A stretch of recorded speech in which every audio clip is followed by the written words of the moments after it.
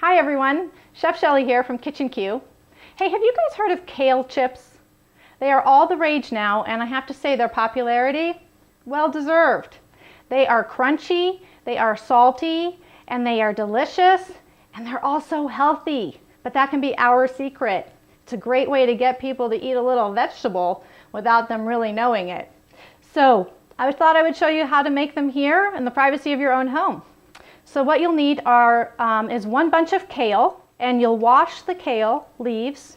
You'll take the stem off, and then you'll tear the leaves into little bite-sized pieces. And then put them in your salad spinner or dry them with a paper towel, but just make sure they're nice and dry. You'll also need some olive oil, some spices of your choice. The great thing about kale chips is you can take them anywhere. So you can use curry powder, you can do chili powder and cumin.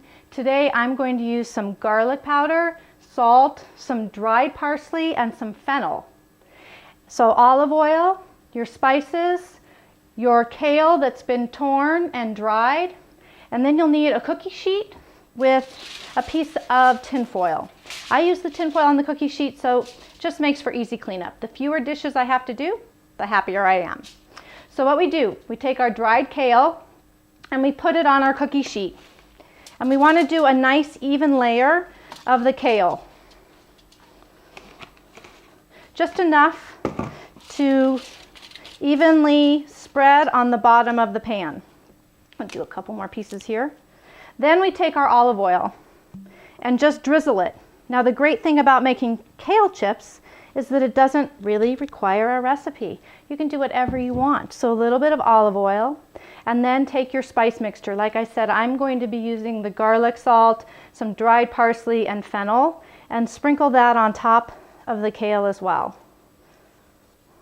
Couple pinches, I say a couple pinches of spice mixture per bunch of kale. But of course that can vary based on your taste. Then what you do is you take the kale and you rub it in between your hands, just like this.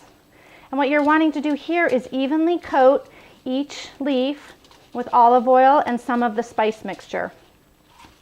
Rub it really well between your fingers. And then when you're done rubbing it, spread it out onto the tray, again in that nice even layer. Put it into your preheated oven, 350 degrees, and set the timer for 10 minutes. At the 10-minute point, we'll go ahead and check those kale chips and see if they're nice and crispy. And if they're not, if they're a little soggy still, we'll go ahead and bake them for a couple of more minutes. The end result is a really beautiful, crispy, dry chip. That's what we want to see. We're at the 10-minute mark, so I'm going to pull the kale chips out and we can see what they look like. So this part is really key. We want to make sure that the kale chips are really nice and crispy, not at all soggy, because then they're just going to be chewy in your mouth. So we're looking for total crispiness. So when you do that, use your hands and just kind of grab a few of them, feel them, and you can see that these are pretty soggy. So they need more time in the oven. If the edges of your cookie sheet have kale chips that are totally crispy and done, then you can go ahead and put those in your bowl. But if you feel like they all could use a few more minutes, then just put the whole tray back in the oven. 5 more minutes in my oven made these just perfect. So I take them right off the sheet pan into the bowl. And I thought it might be fun with this batch, since we were using fennel and garlic with the olive oil, sort of had a little Italian theme going on. I thought it might be fun to go ahead and sprinkle it with Parmesan cheese that I finely grated. Just sprinkle the top with that. So in my oven, these kale chips took a total of 15 minutes, 350 degrees. Remember, every oven is different.